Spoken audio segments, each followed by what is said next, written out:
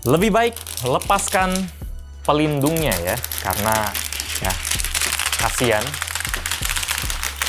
Wow, apa itu?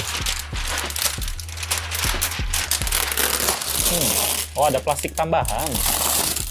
Sip, TV-nya udah siap buat diputar. TV buat diputar, dipakai, ditonton ya, apapun itulah. Yang pasti kesan pertama saya buat TCL C61B ini dibanding TCL Q6 yang generasi kemarin, dia lebih responsif ya. Salah satu bagian yang saya tekenin buat Q6 kemarin, dia kalau kita pilih-pilih menu, baru dibuka aja dia udah agak sedikit delay. Memang nggak ganggu banget